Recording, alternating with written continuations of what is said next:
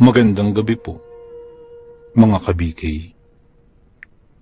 Welcome po sa ating Barangay Kapre.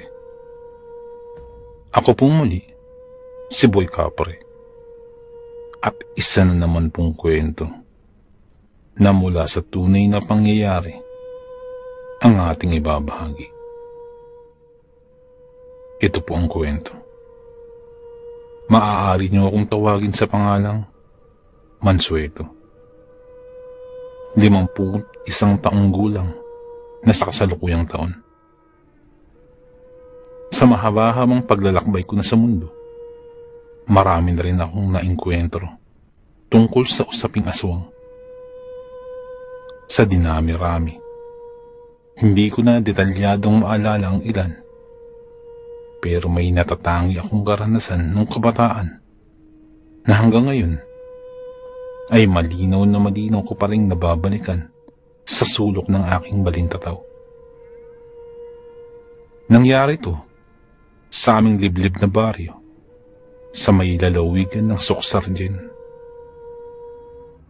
Kung hindi ako nagkakamali, taong 1988 ito nangyari. 17 taong gulang pa lamang ako nun. Nangyanigin ng sindak ang 4 na sulok ng aming bahay. Isang magsasaka ng niyog si tatay at araw-araw siyang umaalis ng bahay para sa kanyang trabaho.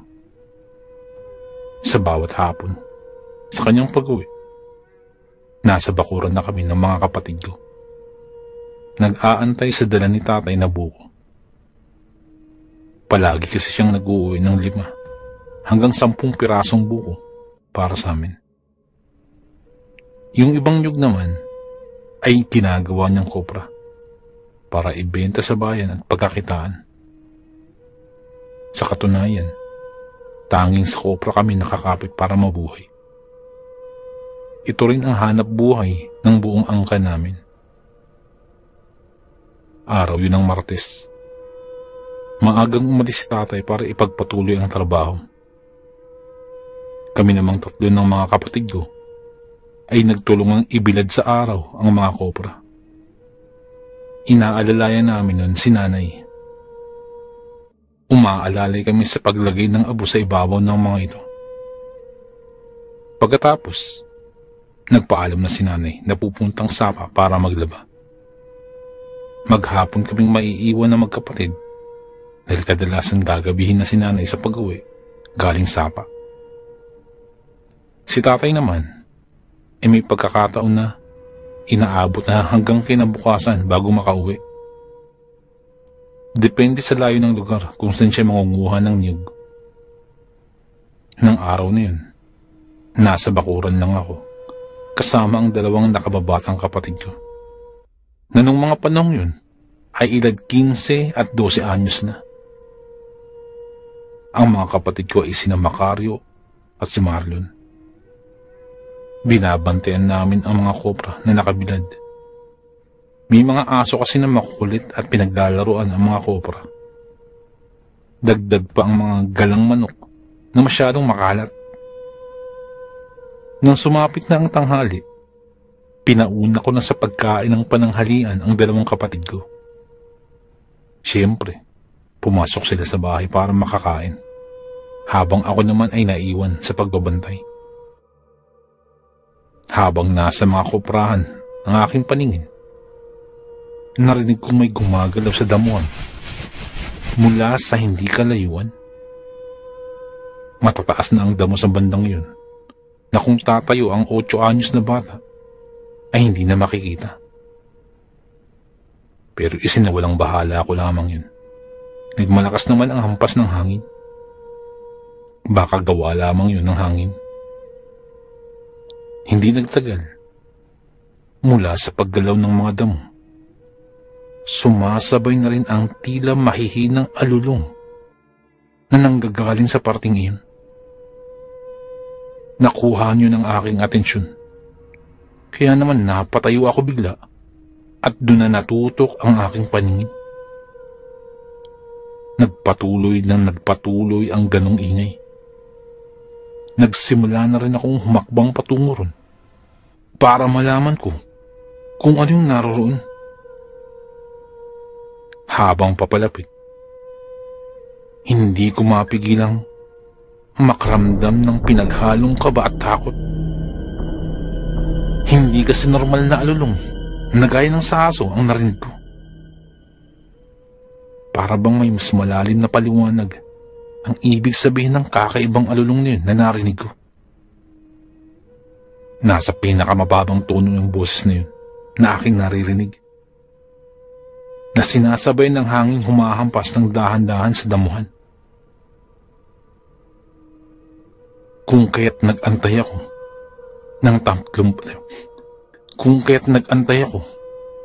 ng 30 segundo.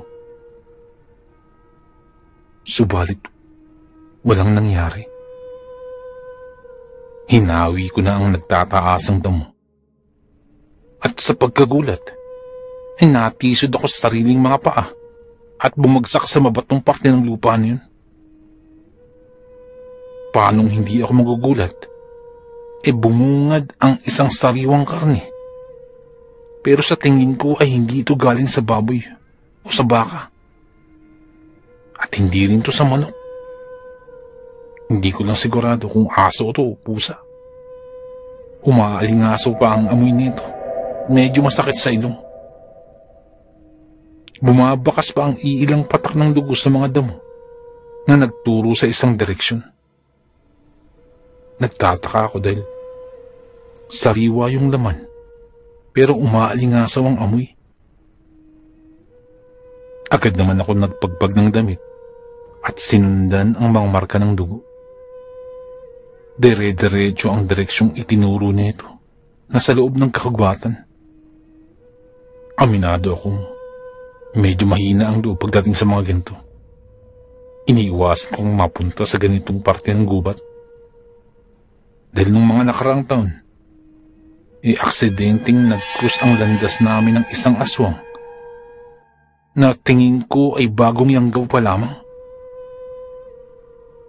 Hinabol ako ng hinabol ng bagong yanggaw na yun. Nakamuntikan ko ng ikamatay. Mabuti na lamang at sa awa ng kaitaasan ay may nakapagsalba ng aking buhay. Sa pagsunod ko sa marka ng dugong iyon, dinala nga ako sa may gitnang bahagi ng gubat kung saan eksaktong parte ng kagubatan, at dun ko rin nakatagpo ang bagong yanggaw na aswang na yun. Kinikilabutan ako at sa kaparehong pagkakataon nanlalamig at nanginginig pa. Paulit-ulit pa ako sa pagsasagawa ng Sign of the Cross habang inililibot ang paningin. Nang lumipas ang 1 minuto, napapansin kong may gumagapang sa kung saan. Ewan ko kung paano ko nalaman na paggapang ang galaw niyon. Parang ang isipan ko lamang ang nagdidikta. At hindi nga ako nagkamali.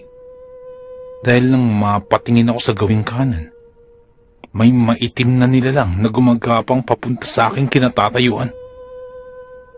Hugis tao siya, pero hindi ko maaninag ang muka dahil sa sobrang itim ng kabuuan niya.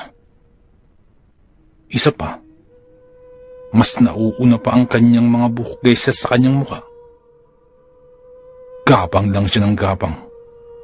At sa pagkataranta ko, natagpuan ko na lamang ang sarili na nagtatatakbo sa kung saan-saan. Napaakyat pa nga ako sa puno ng bayabas dahil sa labis na pagkataranta. Pawis ang hinahabol kong aking hininga habang inililigid ang paningin sa aking kapaligiran. Hinahanap ko ang itim na nilalang na yun. Wala ring pinagkaiba ang nilalang na nakita ko sa mga oras na yun dun sa mga naunang nilalang na nakita at nakasalubong ko sa daan. Pareho silang maiitim. Nag-iitiman ang kanilang mga balat. Gumagapang. At bigla-bigla na lamang ding nawawala. At hindi nalala yung bigla na lamang tong susulpot sa aking harapan. Katulad ng dati. Nang pumayapa ang paligid, dahan-dahan kong ibinaba ang nangangatog ng mga paa hanggang sa tuluyan ng sumayad nga ito sa lupa. Bumilang pa ako ng 3 sa isipan at saka ko maripasan ng takbo palayo sa lugar. Halos madapa-dapa pa ako nang makalabas na sa gubat. Napaupo pa ako agad sa lupa habang habol-habol ko ang aking hininga. Nang mapatingin ako sa gawin ng bahay, nasa bakuran na sina Macario at Marlon. Inililipat sa mainit na parte ang mga koprang hindi naabot ng sinag ng araw. Nang kumalma na ang aking sarili, itinukod ko ang aking 2 palad sa lupa bilang suporta sa pagtayo. Pero muli na namang napaupo nang maramdaman ang presensya ng kung sino sa gilid. Paglingon ko, si tatay lang pala. Tay, ang kulag pa kayo, tay. Akala ko kung sino. Inis kong turan at napatingala sa kanya. Walang kahit na anumang ekspresyon ang kanyang mukha. Diretso ang tingin sa unahan at unti-unting umarko ang labi para makabuo ng isang ngiting hindi ko alam kung para saan. Sinundan ko ang kanyang tingin at muli ko ring ibinalik sa kanya ang mga mata. Doon ko napansin na walang sapin ang kanyang mga paa. Wala rin yung matulis na itak na palaging nakasukbit sa kanyang tagiliran. Wala rin ang sakuban ng itak na dapat sana ay nakakapit lamang sa kanyang bewang. Pinagmasdan ko pa si tatay na may kunot sa noo. Nahimigan kong parang may kakaiba. Pero winaglit ko lamang yun sa aking isipan na magsalita siya at nauna nang lumakad. Tumayo ka na. Uwi na tayo, sabi ni tatay at dire-diretsong naglakad patungo sa bahay. Agad naman siyang sinalubong ng 2 kong kapatid. Nagmano pa ang 2 kong kapatid sa kanya at iginiya na sa loob. Tinawag din ako ni Macario. Doon lang ako nakakilos. Nakaupo na sa harap ng mesa si tatay pagkapasok ko ng bahay. Aligaga naman sa pagsilbi sina Macario at Marlon. Naupo lang ako sa upuan sa may distansya at napamasid sa kanilang 3. Matapos mabigyan ng pagkain at maiinom si tatay, nagsilapitan na sina Macario at Marlon sa akin. Kuya, bakit parang may kakaiba kay tatay? Tanong ni Macario sa akin. Ang tunay yata niya, parang kakaiba. Dagdag pa nito. Pinalabas ko na muna si Marlon at pinagbantay sa mga kopra bago ko sinagot ang tanong ng isa ko pang kapatid. Muli kong sinulyapan si tatay na nakaupo sa mesa. Kumakain siya. Sumusubo. Pero ang napapansin ko lang, hindi gumagalaw ang kanyang bibig, maging ang mga panga. Parang hindi ito ngumunguya. Nang mapadako naman sa lalamunan niya ang tingin ko, tila sementado ito dahil hindi rin gumagalaw. Doon ko lang din napansin na hindi sumasahid sa lupa ang kanyang mga paa. Ganon din ang kanyang puwitan na tila nakalutang lang sa ibabaw ng upuan. Macario, parang nagkamali tayo ng pinatuloy. Nanginginig kong sambit. Agad namang nakuha ni Macario ang ibig kong sabihin. Dahan-dahan siyang humakbang papuntang dapugan para kuhanin ang bareta. Kumilos naman ako at dinampot ko rin ang 2x2 sa likod ng pintuan. Bago pa man kami makagawa ng atake sa nagbabalat kayong tatay namin, nanigas kaming dalawa ni Macario nang sa pagtingin namin ay isang makapanindig balahibong nilalang ang nakapatong sa mesa. Huli na nang mapansin kong inaatake na nito ang aking kapatid.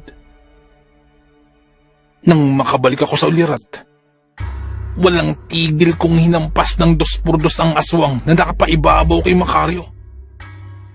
Kahit pa man takot, lumapit ako sa nilalang na yun. Hindi ako nagpadaig sa takot at mas itinodo ko pang paghampas ng 2x2. Tinawag ko na rin si Marlon at inutusang humingi ng tulong sa kapitbahay.